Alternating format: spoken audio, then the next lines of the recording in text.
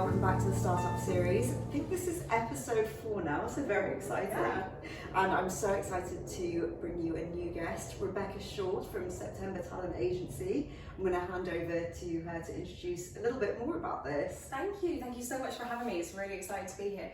Yeah, so I'm Rebecca. I am founder director of September Talent Agency.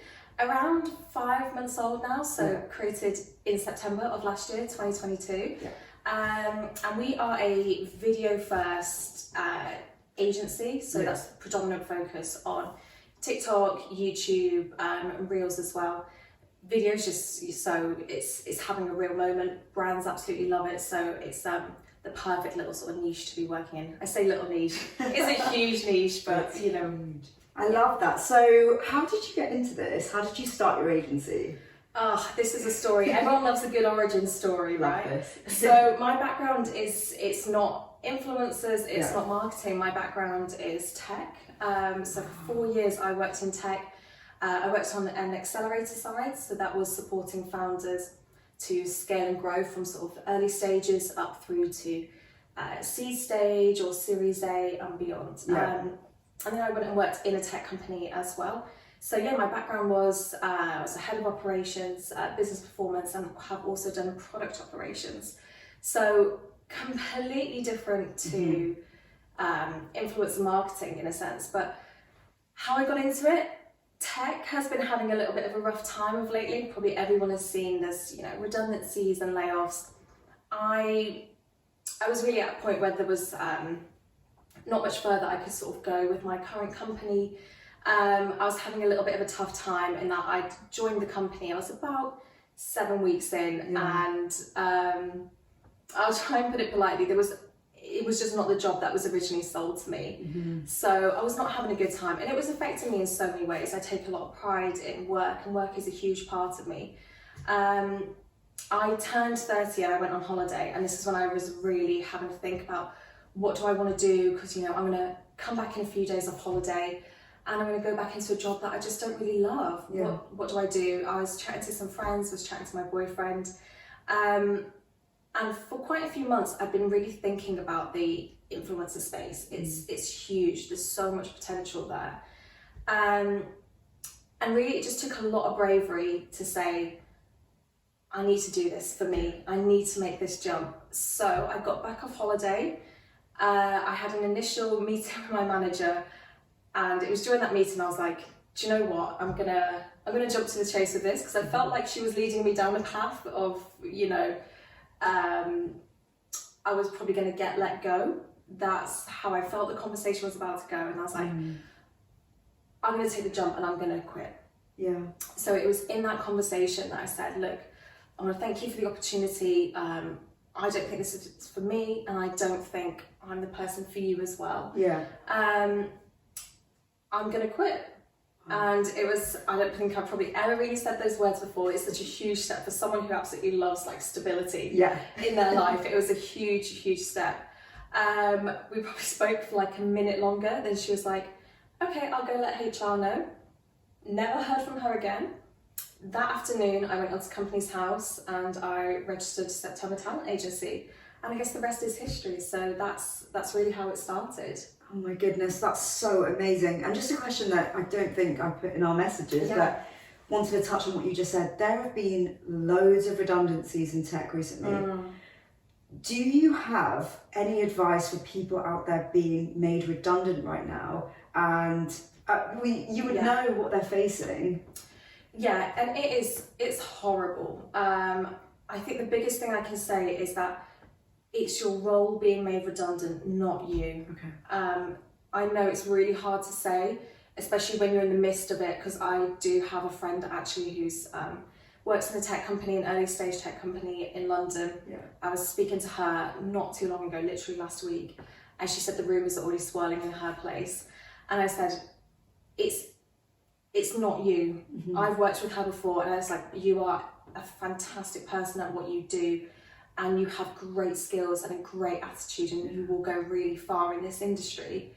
It's just right now that role is being made redundant, and it's the company, it's not you, and just having to keep stress that, because I know if anyone is like me out there, I internalize so much stuff and I Yeah. take things really personally.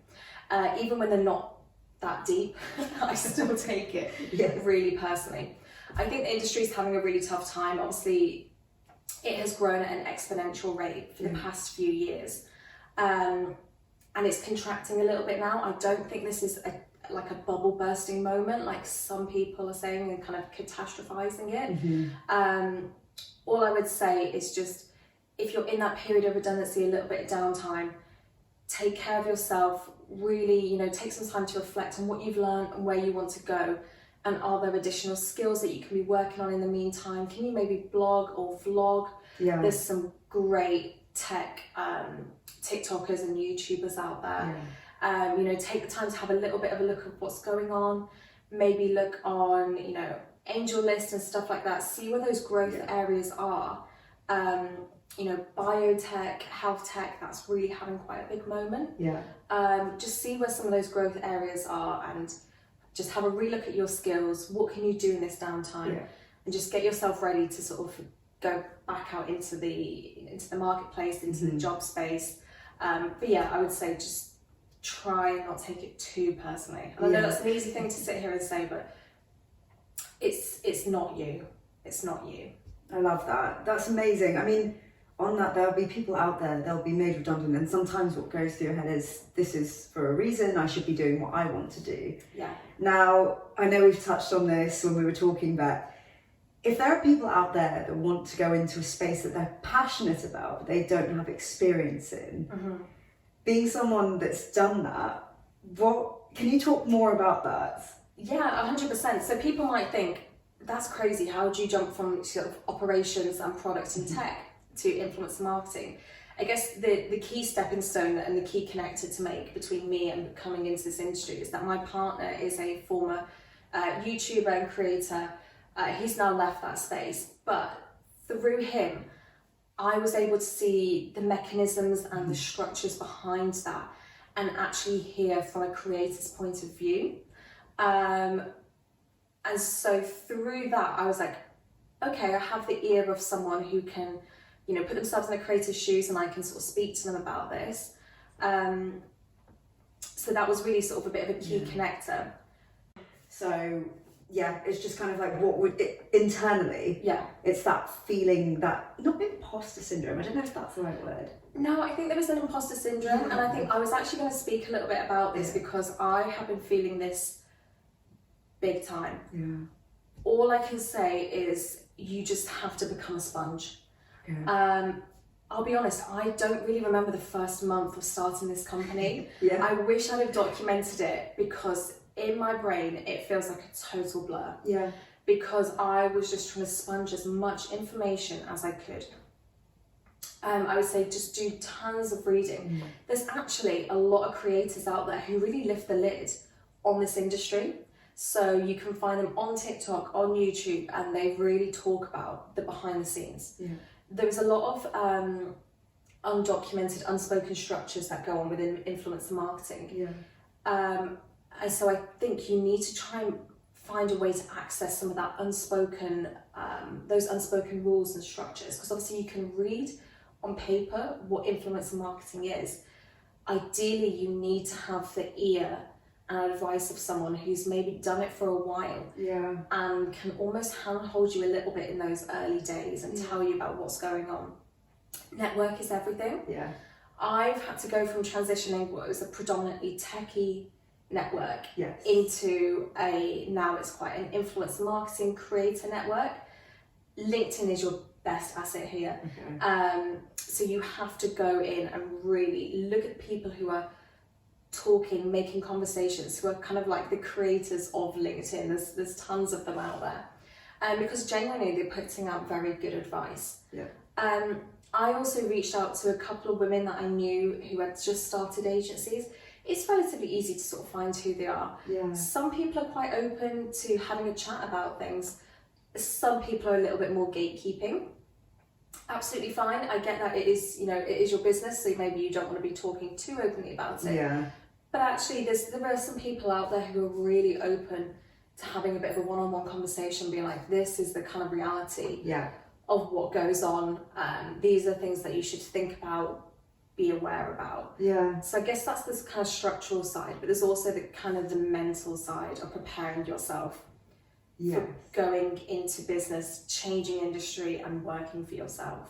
Yeah, that's something I wanted to touch on with you. It was, so I was going to go and talk more about who are your role models and things like that, but what I'm kind of feeling is, as there's this role of an entrepreneur, and I think it's a misconception that they're super confident, you know, this alpha role. What have you found, because obviously your company's been running for what, 5 or 6 months now? 5 months, yeah. What have you found that's worked for you? Have you had to step into an alpha role? Have you had to change yourself? Yes, I have. The difference from being an employee to, and you're in a relatively safe structure, you have teams around you, you probably have support systems, to suddenly you are out there by yourself and you are everything. So I am finance, I am tech, I am marketing, I'm strategy, I'm the operations and the delivery. Your brain kind of changes in ways like to take on things that you never knew you were going to have to take on. You know, in a traditional company structure, you would probably offset some of those tasks to different departments. Suddenly that's you. It's all on you. So that's a change. And I've definitely felt I've had to probably become a bit more bullish. A bit more forward. And that's definitely, when it comes to approaching people, as I said, this is such an industry where network is everything. So pushing yourself out there to speak to people, which is not the most natural thing for me. You know, anyone who has worked in operations knows it's quite, can be quite a quiet role and quite a quiet function, and it's not necessarily the biggest and most outgoing of roles that you can do in a company. But now I have to, because really your business does depend on it. It depends on your, you know, inbound connections and those inbound offers that you get for your talent. Obviously, putting yourself out there to secure talent in the first place, you have to be super confident and know what you're talking about, and because they have to buy into you and trust you as well, in the same way that brands or other agencies have to trust that you're going to be able to deliver. So I think I've needed to continue doing that, because sometimes I have sort of short bursts of energy where I can be a big extrovert, but that takes a lot of my energy too. I think I'm naturally more introverted, so actually being able to turn up every day and sort of push yourself to go out and speak to people, that's probably been the biggest thing I've had to kind of learn and really push myself to do, is become more extroverted. That's so interesting. We were talking about this before, and I feel the same. I think there's people out there that maybe are more like us in that sense, very introverted, and it's very daunting going to these influencer events or networking events in general, because it's starting that conversation. What would your advice be to someone that feels that feeling before, the anxiety that, oh, I don't know if I can do it? Do you have any advice for those kinds? I think this has been one of the biggest learning curves that I've had in my, not just now, but in my professional career. Just go and speak to people. You don't have to be producing brilliant, insightful, thoughtful things every time. Just speak to people. How are you? How's your day? And it's actually really disarming. Just having a chat with people, normally one-on-one, as you would obviously in a slightly more professional context, you know, with some professional boundaries, but just speaking to people normally and just letting conversation flow. There is definitely something to be said for overthinking situations. And actually there's probably loads of people in the room who are quite shy and nervous and reserved, and they maybe really appreciate someone just being like, hello, how are you? And just introducing yourself and, you know, letting the conversation flow a little bit. So I think that's the best thing I would say about approaching networking, is just speak to people like they're people and like they're humans. You know, sometimes not everyone wants to just dive straight in on the hard business of like work and what they're doing. Sometimes it's nice just to ease people into conversation, and for yourself as well, just normal chit chat. I love that. That's such good advice. Because I went to an event the other day and I got so nervous, and I did exactly that, and it really helped, because it's so nerve-wracking before, especially when you work for yourself, you think, I have to get something out of this, or I have to do this or do that. there's just the amount of pressure. But pivoting slightly, Yes. September Talent Agency is 5 months old, you said. Mhm. Could you talk, have you had, I'm sure you have had difficult times with the company. Are you okay to talk more about those? Yes, absolutely. I have absolutely no problem discussing the ups and downs, because I really want to humanize what it is and sort of cut through. We spoke about this a little bit on the phone. Yeah. The hustle porn that you see, and the way people sometimes portray it as this big dream, and it's not. Every day is not like that. One, it is really lonely. I'm quite accustomed to, you know, working from home, because I've been doing that quite a lot, obviously with COVID, as I'm sure most people have. Even before then, in tech, it's been really well-known industry for you can work anywhere, and I already had a remote working policy before. So actually, I've been quite used to working by myself for years. The difference is there's really no one else to lean on. You know, you don't have colleagues, you can't just jump on Slack and just have like, you know, a silly 20-minute chat. There's not really that. Obviously you can text like your friends, but they're probably in work as well and just don't have the time to sort of give you. But like trying to bounce ideas off people, I used to sort of get a lot of that energy from work and a lot of ideas from people that I worked around. I have to sort of find that in new places now. So that's a really interesting thing. But I would say like sometimes the loneliness, that's the real downside. I definitely had a moment in December where we were like sort of 3-4 months in, and I was struggling big time. I felt like I was not seeing traction. I felt like I was doing all the right things. I was reaching out to these people, and I felt like I was having really, you know, fruitful conversations. I was like, why is this not converting? And I was starting to get really stressed. And I'll talk about money and finance as well. But I was starting to really think, I was like, oh my God, I'm a little bit of a failure here. I was just not seeing the traction come through. And I definitely, my mindset kind of slipped, and I felt I wasn't putting in enough hours, because it just felt really demoralizing. As I said before, I'm someone I feel things quite deeply. So when my sort of demoralization kind of hits, I retreat a little bit and I go into myself. So I wasn't doing my outreach as much, and I was kind of hiding away. My boyfriend had to really pull me out of that. He was very good at sort of sitting me down. He was like, do you want to do this? Because he's like, I can tell in the past week, 10 days, you've just drifted off completely. He's like, you're not talking about it very much. I can tell you're not really yourself. He's like, do you want to do this? Because this is a hard time now. Obviously, you're 3 months in. Where's the future here? Do you have what it takes to keep doing this? And it was tough love, and I needed to hear it. I'm not gonna lie, like I did get upset. I did get upset at him. I just got upset at myself. And that was a real turning point, because I needed to completely readdress what I was doing. I fell into that trap of I was maybe approaching things in the wrong way. So I had to take a step back, and actually over Christmas, I did a real reassessment of the brand, the focus, and I guess the strategy around what I was doing. That actually gave me a whole new energy. And then coming back into January, things start to fall into place, and I'm really, really glad. So some of the stuff was from December that actually came through. So all those days where I was like, no one's getting back to me, no one cares, no one likes me. Stuff did start to come back in, and that's when like the penny dropped for me. I was like, I'm doing the hard build now, and I have to keep doing this because it will pay off, and it may not pay off tomorrow. Someone may not approach me tomorrow with like a 5-figure deal for influencers, but in a month, maybe 2 months time, they might. I need to just keep plugging away. And it sounds so silly and so simple to say, but it was a real penny drop moment, and I needed a little bit of tough love, and I needed someone to say, what are you gonna do? What are you doing right now? You're better than this.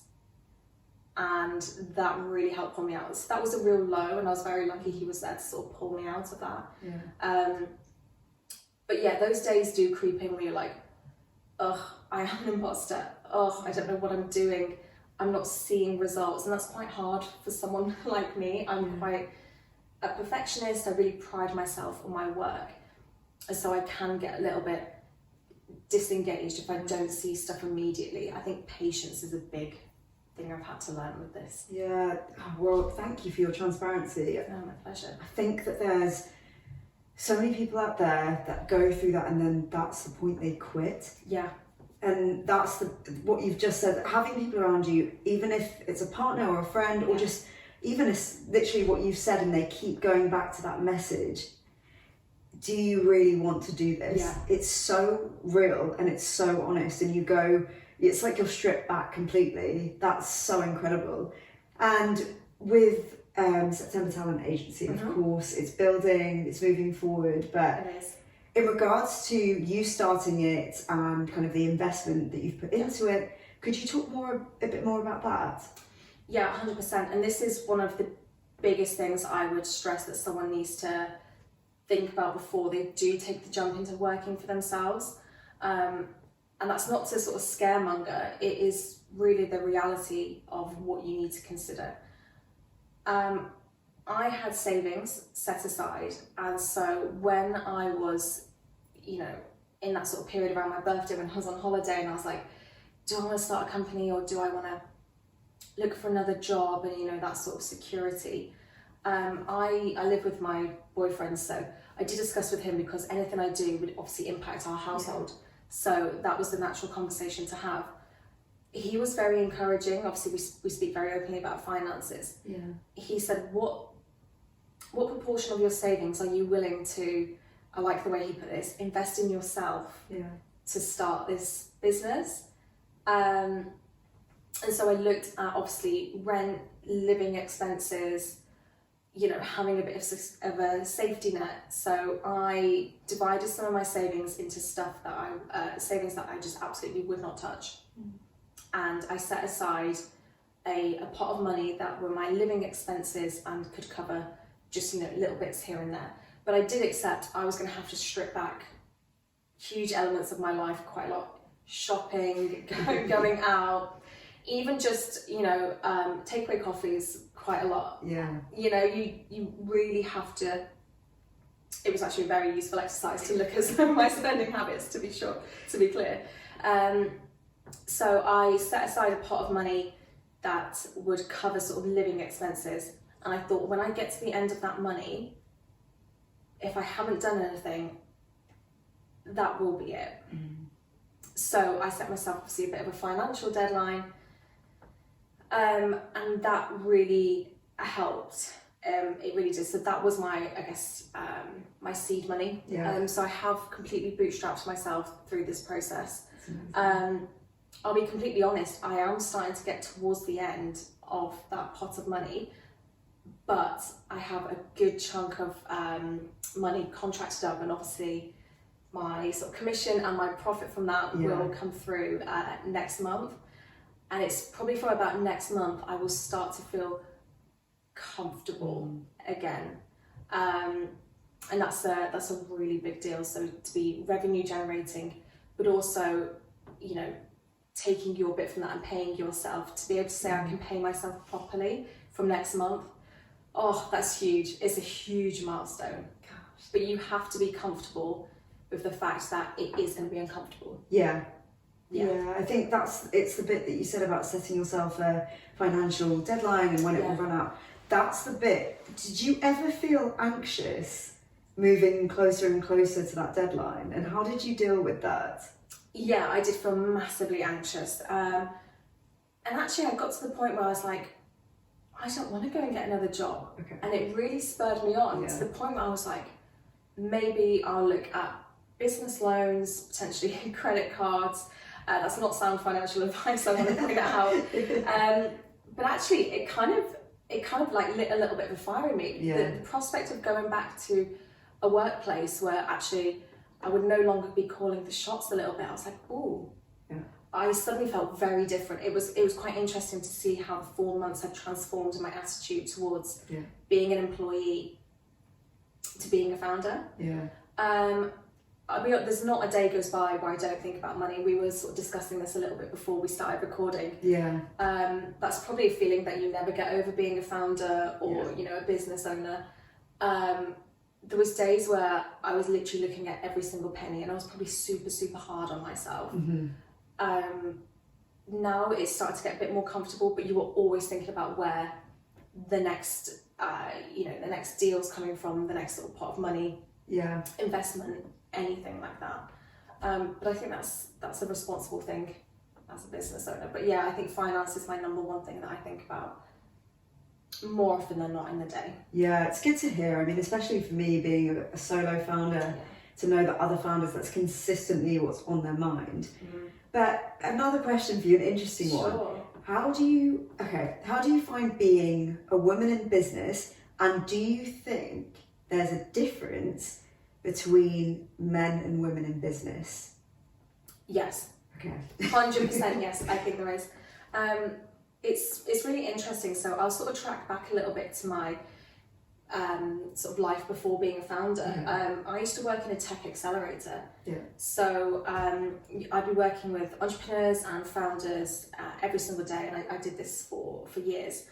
I'd be working with 70% of the founders I would come across were men, and the other were women, and so straight away you see a huge discrepancy there.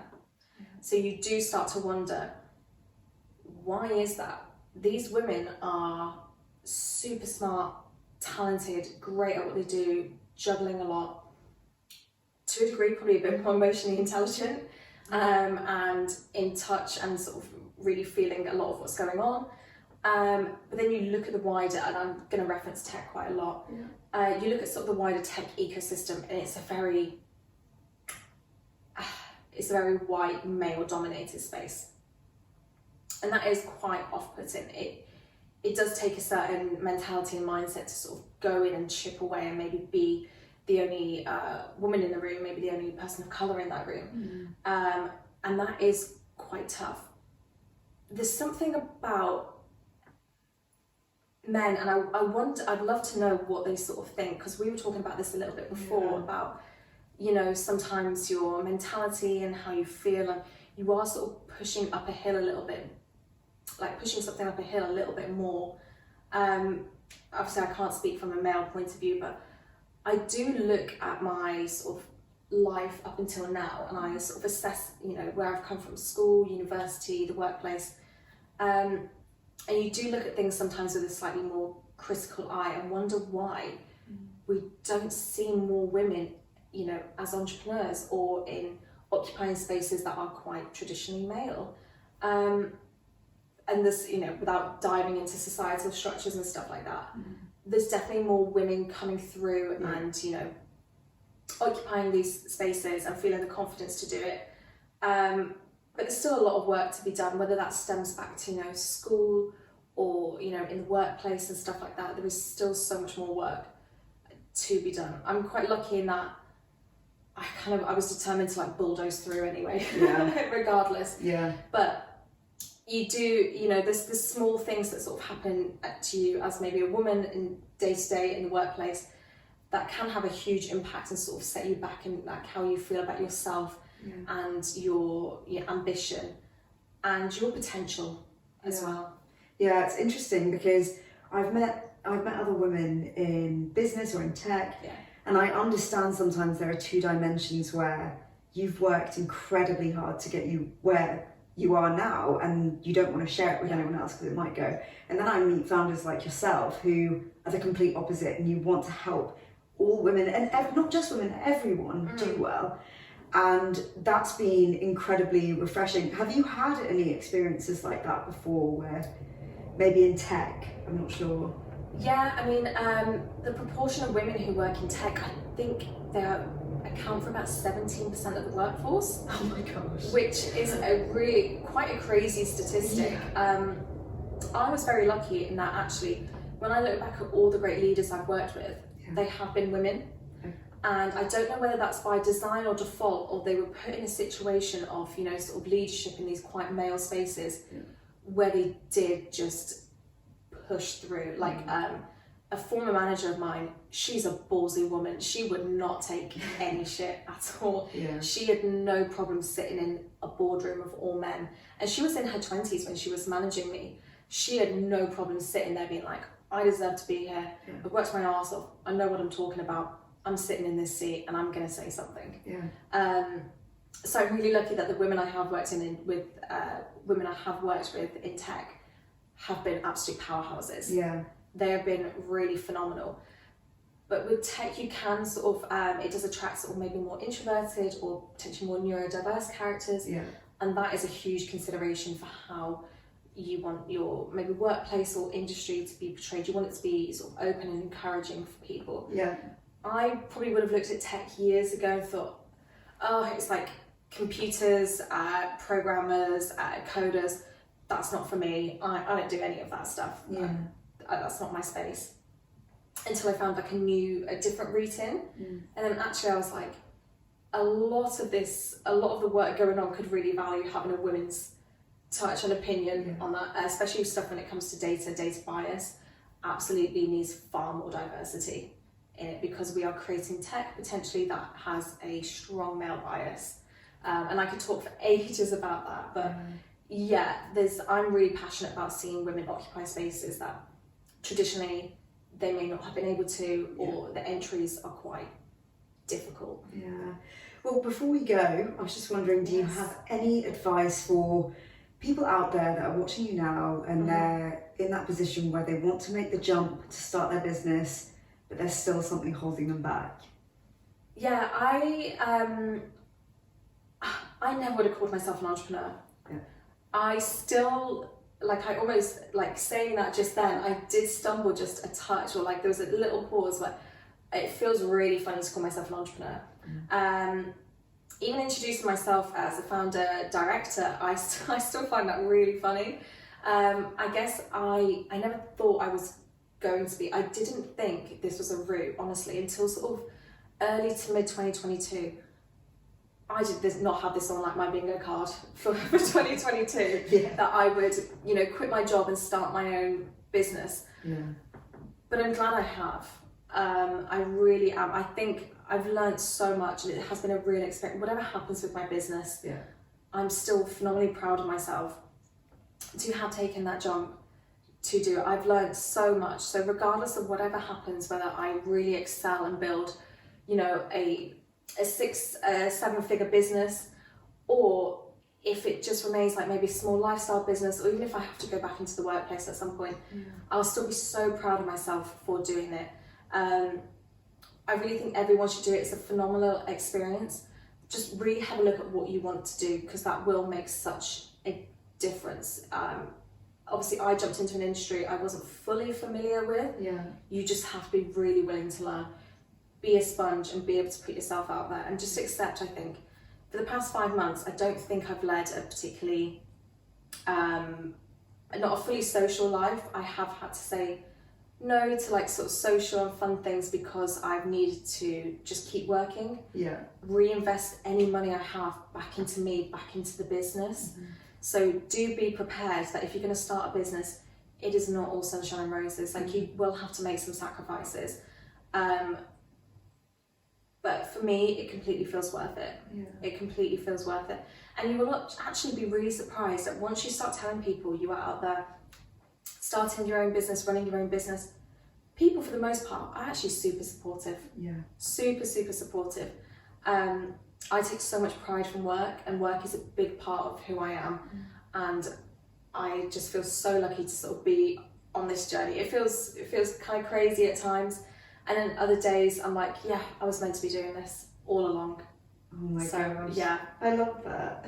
That's so amazing. And I completely forgot to ask you our trademark question. What does success mean to you?